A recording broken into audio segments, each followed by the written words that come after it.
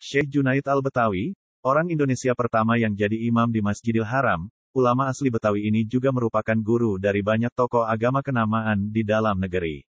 Indonesia pada masa lalu ternyata memiliki banyak sekali pemuka agama Islam yang berpengaruh tidak hanya di dalam negeri tetapi juga di dunia internasional.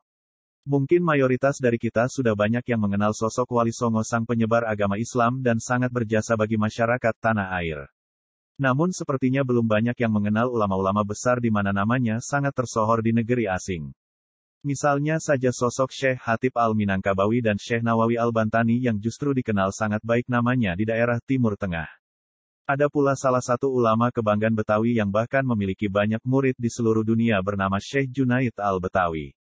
Syekh Junaid mengenakan marga Al-Betawi saat menetap di Makkah. Mungkin belum banyak yang tahu bahwa sejak abad ke-18 ada banyak sekali orang Indonesia menjalankan ibadah haji ke Makkah. Masyarakat Betawi termasuk salah satu kelompok dengan jumlah jamaah haji terbajak di kala itu. Tentu saja pergi ke Tanah Suci bukanlah hal mudah untuk nenek moyang kita. Itulah mengapa kemudian banyak sekali dari mereka yang memutuskan untuk menetap di Makkah dan tak kembali ke Indonesia. Untuk masyarakat yang bermukim di Makkah, sudah menjadi kebiasaan menjadikan nama daerah asalnya sebagai marga atau nama keluarga.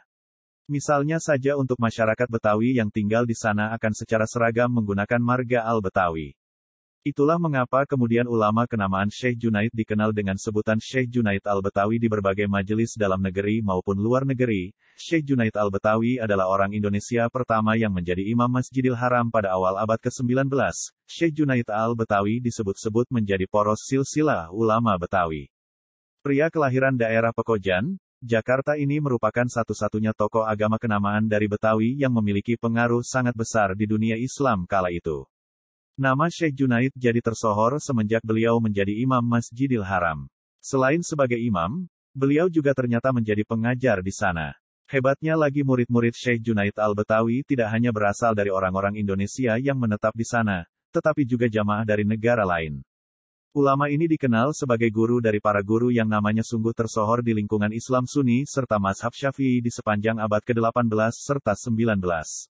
Murid-murid Syekh Junaid juga berhasil menjadi tokoh agama terkemuka saat mengajar di Masjidil Haram. Ternyata Syekh Junaid memiliki murid yang merupakan bibit-bibit unggul penyebar agama Islam. Sebut saja Syekh Nawawi Al-Bantani Al-Jawi yang dikenal sebagai pengarang tafsir Al-Munir serta puluhan kitabnya diajarkan di pesantren dalam dan luar negeri. Bahkan sampai sekarang setiap ada halul Syekh Nawawi, para jamaah juga tak lupa membacakan Al-Fatihah untuk Syekh Junaid.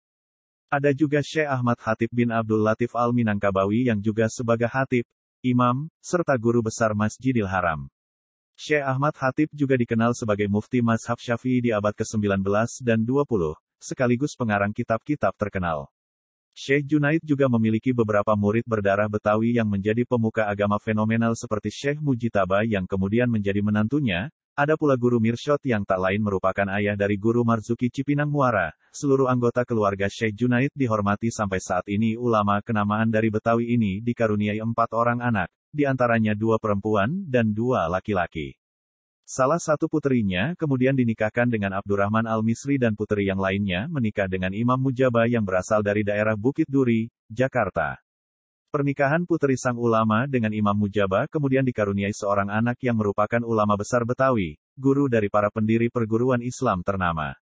Konon Syekh Junaid juga begitu dihormati di tanah Hijaz. Itulah mengapa hingga saat ini keturunan sang pemuka agama Betawi ini begitu dikenal. Bahkan di antaranya ada yang menjadi pedagang di toko-toko Makkah, ada pula yang berprofesi sebagai pengusaha hotel. Menurut cerita, para pedagang Makkah yang sering menyebutkan nama Siti Rohmah untuk menyapa para perempuan haji terinspirasi dari istri Syekh Junaid yang bernama Siti Rohmah.